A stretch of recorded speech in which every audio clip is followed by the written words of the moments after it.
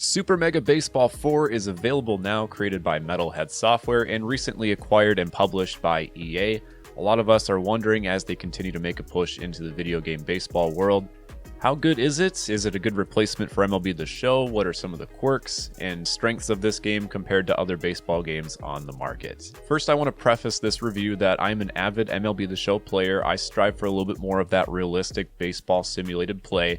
I have tried Super Mega Baseball 3 before on the Nintendo Switch. It was a demo. Didn't play it enough to get used to it per se, but I do kind of get what it's going for. And this is the real first time that I've sunk my teeth into Super Mega Baseball. I also do want to mention that a code was supplied to me by EA, so thank you for allowing me to play this game early, make a review on it. I got the PS5 edition, and from what I remember for Super Mega Baseball 3, it is pretty polished on the Switch. I imagine Super Mega Baseball 4 is going to be even more polished. I can't say that for certain, but wanted to get the best gameplay quality, and I believe that I could do that on PS5 in terms of the clips that you guys will be seeing here in a moment. Now again, I play a lot of realism-based baseball games such as MLB the Show. That's kind of my bread and butter. That's not to say I haven't played arcade-style baseball games before. I've played Power Pros, I've played RBI baseball, and I want to come out and say that this is probably the best arcade and fun style of baseball game that you will find on the market. And I'll explain why in just a little bit. But I do have a few struggles with this game. It might just be because of my personal experience, but I also want to bring some light to some of those issues so that if you're a new player like me, here's what you can expect going forward. So as I mentioned, I'm a first-time player of Super Mega Baseball. Briefly played the demo, but this is my first experience with it. A lot of the players have funny names. It's a game that doesn't take itself too seriously. You're here to have some fun, mash some homers, maybe hit a comebacker at the pitcher and see what happens. A lot of the player types and models and just names, like I said, they're funny. They're amazing, and I do think this is a game that is maybe targeted more towards a younger audience or people who like more of an arcade as opposed to a realistic simulation of a baseball game. I do love that they added over 200 new MLB legends, so there are a lot of Minnesota Twins that I enjoy, like Joe Mauer, Justin Morneau, Joe Nathan. David Ortiz is one of the biggest MLB stars or former MLB players. He's one of the best players in the game. But there will be a lot of surprises, a lot of players where if you're a fan of a local team, you might be surprised to find that they're in a baseball game. They might not be in a game like MLB The Show, but they're in Super Mega Baseball 4. On top of that, there's a lot of customization in players like I mentioned. Some of them have funny names, some of them are just normal people like you and me, and it's fun.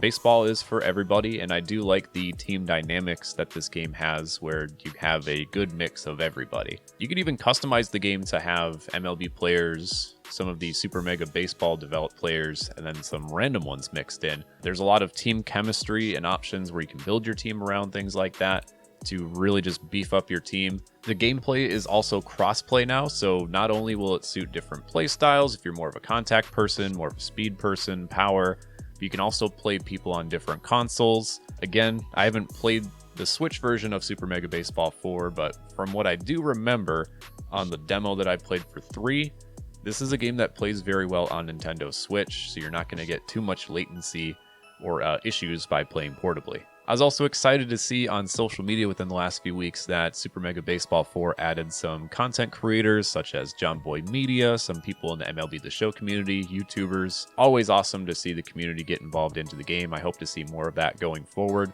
I will also always be a strong proponent of customization, and this game has so much customization. There's so many different game types you can play. Season versus franchise, if you want to play just one season, versus a franchise that I believe can last up to 50 years. You can edit all of the players, all of the teams, logos, branding, stadiums to some extent. A lot of the leagues, you can customize how many teams there are, how many innings you play, how many games you play, the layout of all of the divisions and conferences. You can even name the divisions and conferences if you want to. And for those of you who know me, I make a lot of logos and customization type things on MLB The Show. So the editor is a little bit different, but there is so much you can do with the logos and uniforms. There's a lot of options to choose from. There's different batting stances, different walk-up songs you can also choose from. I'm surprised, even with the cartoony sense of this game, how realistic I looked like in the game once I built myself. So I appreciate what EA and Metalhead has done with the customization of this game. This is a game that you can really sink some hours into. get down to the nitty-gritty, and make it as fine-tuned and polished as you want for any custom league. Any idea that you have, you can make it in this game. Moving on to the gameplay, which there are a few question marks on my behalf. There is an opportunity for you to adjust the ego in the game, which is the difficulty slider.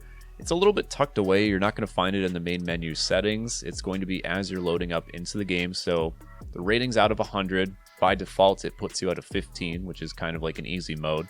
And you can move yourself up based on the difficulty that you want to play. So I can up the slider up to 50.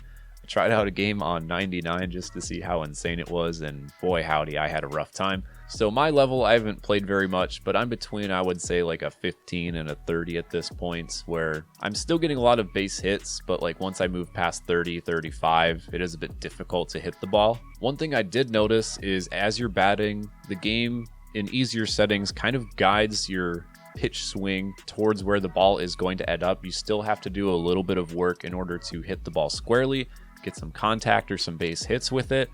But if you just continually up the ego or the difficulty of the game bit by bit, it is going to be a lot easier to learn. There is a point though where it stops doing that guide and it is completely up to you. The area that the contact is on the game where, you swing the bat and hit the ball, it does get smaller based on the difficulty and also the contact attribute of the batter. The one thing I noticed, and maybe it was just my ability, is there are a lot of ground ball singles. I hit so many ground ball singles up the middle with different velocities. There is a power swing that you can also utilize by kind of just ramping it up and letting it fly as the pitch is coming in. There's like a 1 to 100 counter for the power. The closer you get to 99, the better, or the more power that you get on the ball. This will take a little bit of getting used to. I myself haven't quite figured it out, but that's kind of the point. You're not going to get 99 power and a great swing every single time.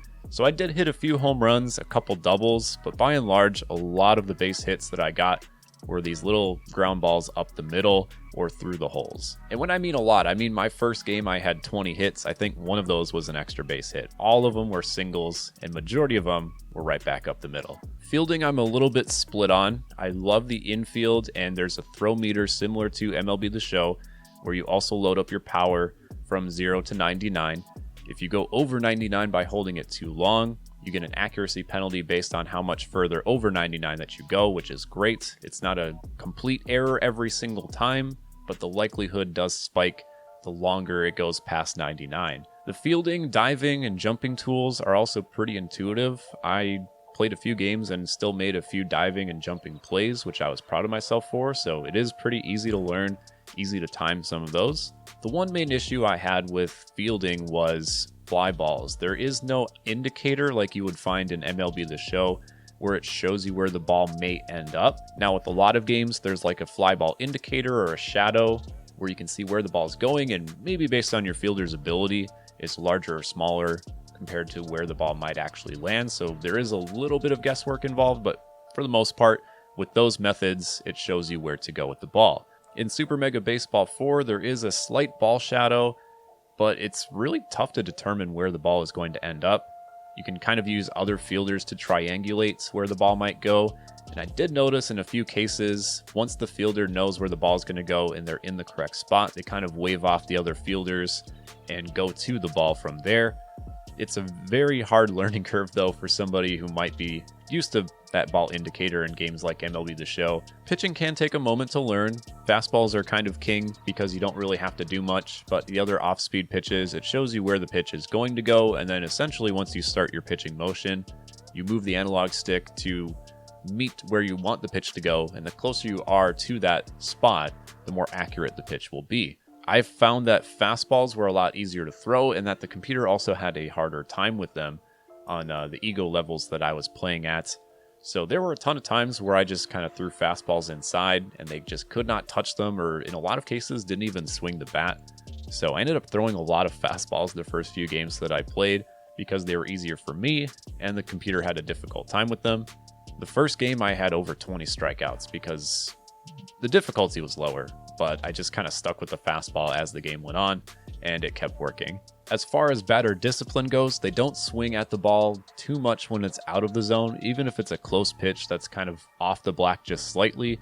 More often than not, the batter's not going to swing, so this game definitely rewards you for throwing strikes. It keeps the action going a lot more.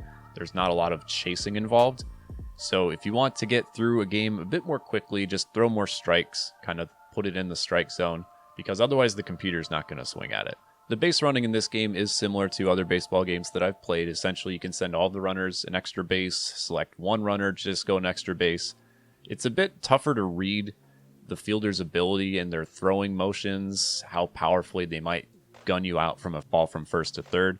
So I did get thrown out quite a few times, and a lot of times when I just hit the ground balls and line drives, I just played station to station.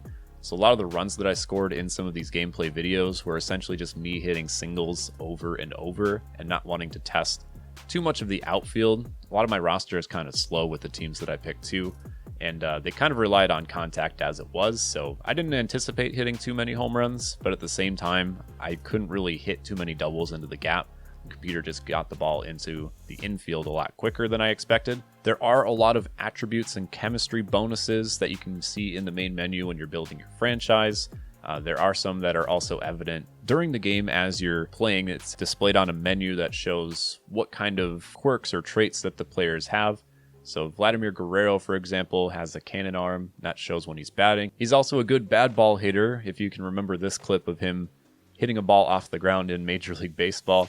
So Super Mega Baseball actually brought that into their game, and he's a good bad ball hitter, balls that are outside of the zone. With the MLB players, there are some other MLB player likenesses and characteristics that I felt weren't too realistic. Aside from the player models, I mean, they have to build it into more of a cartoony sense into the game, so I'm not going to really hold the developers too much in terms of realism to make a player look like the way they are too much. But there were some instances where I thought that the players weren't exactly true to form to their actual playing days. Again, I'm a Twins fan, so I really wanted to use some Twins players. I had Joe Nathan in my bullpen, and immediately after I brought him out, he started throwing 102 and 103, which isn't really what Joe Nathan was during his career. He kind of threw in the mid-90s, like 94 and 95, had a lot more off-speed pitches. And there were a few players like that where I wasn't sure if I agreed with the attributes, but again, by and large, fairly accurate to their real-life counterpart. There were a couple MLB players too where the announcer got their name wrong or mispronunciated it. Now batting, the right fielder, number 27, Vladimir Guerrero. The more you play the game, the more you listen to the announcers, umpires, all of the audio and sound effects, you start to realize some of those inaccuracies from one to the next. Again, though, I was impressed by the range of ball players that they have in this game. There are a lot of legends and just people that everybody would recognize, but there are a lot of maybe lower class veterans or names that if you're a fan of a specific baseball team, you might recognize, but the large majority might not. Prime example for my Minnesota Twins, they had Brad Radke, who wasn't like a Hall of Fame caliber player by any means, wasn't too much of an all-star caliber player either, but Twins fans who live and breathe the team are going to know who Brad Radke is, and that's always sweet to see in a video game. So that's my initial review of Super Mega Baseball 4. I'm not like a traditional reviewer for games like this. I don't really work for like a magazine or anything where I'm going to give you like a great score out of 10 and say this is the all-inclusive rating for this game, because there's a lot to Super Mega Baseball that I haven't really played the game enough to know all of the lore, all the intricacies to the game. So what I can definitively say is this is the best arcade style baseball game out there for any console that you can buy. If you love just hitting home runs and customization and all sorts of things that an arcade baseball game can bring, this is a full package. The gameplay backs it up. I do think there's a few hiccups where somebody like me coming into the game might take some time to learn, but I don't think it's anything that's too pressing with the actual gameplay or development itself. It's just one of those things where you really have to play it out in order to get a good feel for it. The fly ball thing is the biggest thing for me, but again, once I start looking for some of those nuances, once I see a fly ball hit into the field, I will pick up on that and I will adjust. Let me know in the comments section if you've had a chance to play Super Mega Baseball 4 and what you think of it. If there's anything that I might have missed during this review. I do think that from what I do know about Super Mega Baseball, that EA has really come in and just kind of furthered the vision that Metalhead's had So I do think this is a good chemistry, and I'm excited to see what changes they kind of evolve with as the game is out for a few more months into the coming years. Be sure to like the video and subscribe for more Super Mega Baseball content as well. I will hopefully have some more content coming out here soon with what I've been able to dig into as the game's been out for a few weeks. Until next time though, this is Kasabe. We'll see ya.